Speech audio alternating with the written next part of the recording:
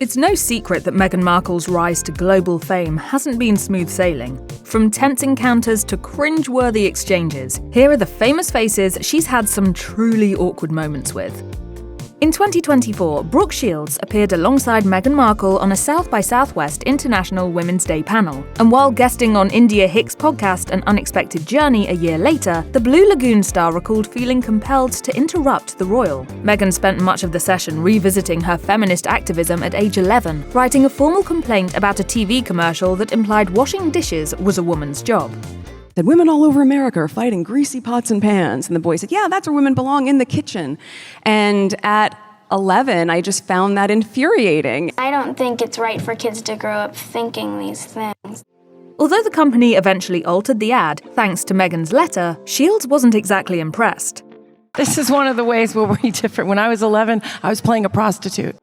Shields later explained to India Hicks why she had to burst Meghan's bubble, saying, "It was just too precious, and I was like, they're not going to want to sit here for 45 minutes and listen to anybody be precious or serious. I was trying not to be rude, but I wanted to be funny because it was so serious." To make things even more awkward, India Hicks just happens to be King Charles's goddaughter. The plot thickened when the podcast episode was quietly taken down just days later.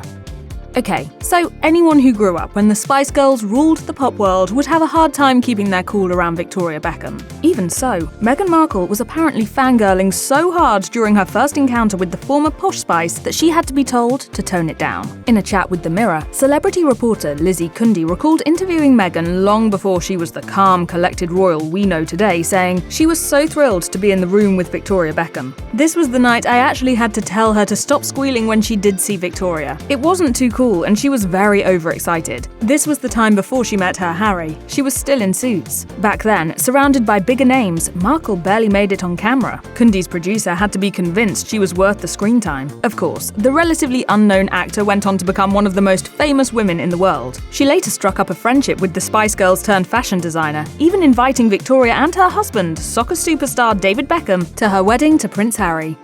Meghan Markle also struggled to play it cool when she came face-to-face with her culinary idol while shooting her own Netflix cooking show. In the 8th episode of the critically panned With Love Meghan, the Duchess of Sussex invites farm-to-table pioneer Alice Waters to help her stage a special garden party with her nearest and dearest. She spends much of their time together gushing about how grateful she is to be in her presence.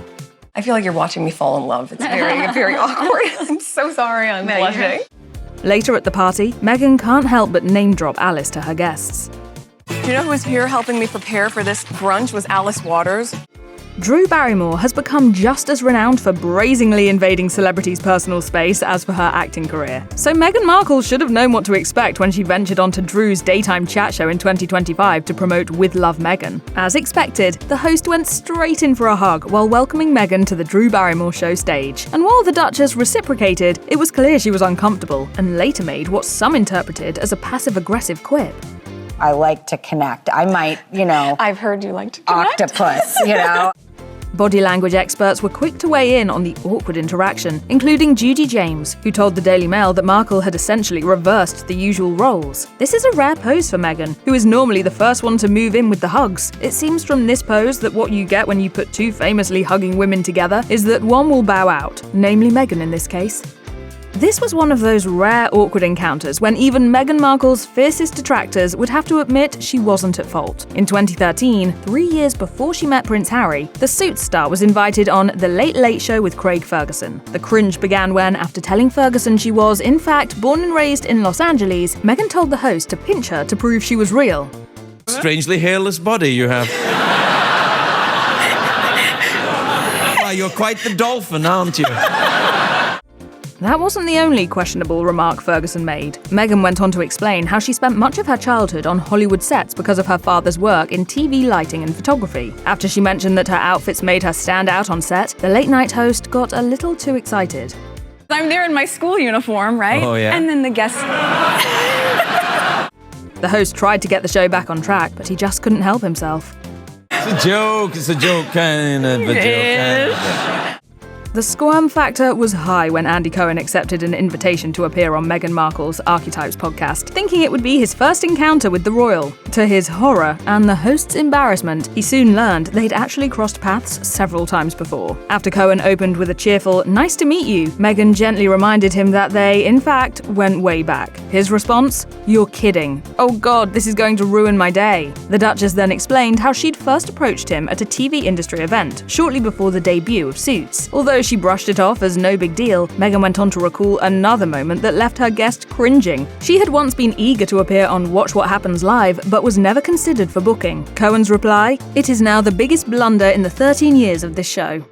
Mindy Kaling was certainly put in her place when she appeared on With Love Meghan. While making sandwiches in the second episode of the Netflix original, the two began talking about the foods they grew up on. Meghan remarked that she often lived on ready meals and fast food.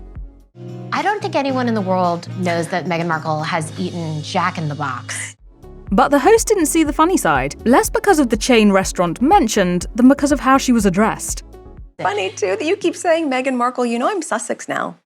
Kaling was understandably bewildered. It wasn't widely known at the time that Meghan was going by Meghan Sussex, and the name never really stuck. Still, Kaling managed to diffuse the awkwardness and keep things moving. Well, now I know, and I love it. In 2022, Rebel Wilson and her mum bumped into Meghan Markle and Prince Harry at a swanky polo event in Santa Barbara. And while the bridesmaid star seemed to hit it off with the fifth in line to the throne, her interaction with his other half was decidedly chillier. Speaking to Andy Cohen on Watch What Happens Live, Wilson recalled the royal encounter as a bit of a mixed bag. Harry, she said, could not have been nicer. But then Meghan was not as cool. Oh, really? It wasn't as naturally warm. Wilson admitted that her mother had asked Meghan some rude questions, like where her kids were, which might explain the frosty vibe. And to be fair, Wilson had just cracked a very public joke at the couple's expense. 2 months earlier, while presenting the Outstanding British Film category at the BAFTAs, the Aussie poked fun at their Oprah special, saying, "From drama to horror to fantasy, Harry and Meghan's interview with Oprah had it all. Unfortunately, that's not nominated in this category, but some incredible films are." Whether it's refusing to take the stairs, asking her assistant to hold a straw up to her mouth, or demanding 20 white kittens on her backstage rider, Mariah Carey knows what it takes to be a diva. Unfortunately, Meghan Markle didn't take too kindly to being labelled one by the hitmaker on her own podcast. During a 2022 episode of Archetypes, Mariah remarked, "You give us diva moments sometimes, Meghan." The Duchess was so taken aback that she felt compelled to narrate her reaction later in the same episode, saying, "I started to sweat a little bit. I started squirming in my chair. That's not true. Why would you say that?" Meghan then wondered aloud what Mariah might have read to make such a claim, even questioning whether her ultimate girl crush had just let her down. But when confronted with Meghan's concerns, the multi-Grammy Award winner didn't walk back her words. Instead, she tweeted, "Really enjoyed talking to Duchess and diva Meghan Markle about the duality of diva. Yes, I called her a diva in the most fabulous, gorgeous, and empowering meaning of the word." As a millennial, Meghan Markle no doubt grew up watching Friends, so when the future Duchess of Sussex landed a small part alongside Jennifer Aniston, aka Rachel Green, in the 2011 comedy Horrible Bosses, she may have dreamed of scoring a new celebrity bestie. Unfortunately, things didn't quite work out that way. Jen barely even noticed she was there, claimed an anonymous insider to the Australian tabloid New Idea in 2023.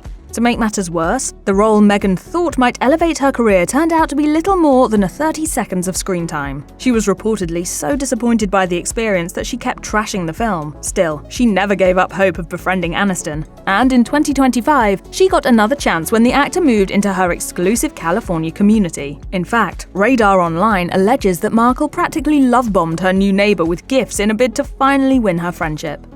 If being snubbed by one Hollywood A-lister wasn't embarrassing enough, Meghan Markle was reportedly given the cold shoulder by several more while attending a philanthropic event in 2024. The Duchess had accepted an invitation to the G9 Ventures Summit in the Hamptons, hoping to reassert herself among the showbiz elite. But Reese Witherspoon and Gwyneth Paltrow were just two of the big names who had no interest in hitching their mast to her cause. In an interview with Heat magazine, an insider allegedly at the event described how awkward things got for Meghan, with recent ventures ventures seemingly falling flat, Meghan's decided that becoming a philanthropist and throwing herself into charity work is the best way to salvage her public image. She was gutted when they simply ignored her. She was hoping the summit would be an opportunity for her to try to make some A-list connections. The source added that the snub from Tinseltown's finest was a wake-up call for Meghan. In March 2025, it seemed like Meghan and Gwyneth were on much better terms. Meghan even made a cameo in one of her Instagram stories meant to squash rumors they were feuding. I genuinely do not understand this at all whatsoever. Do you understand this?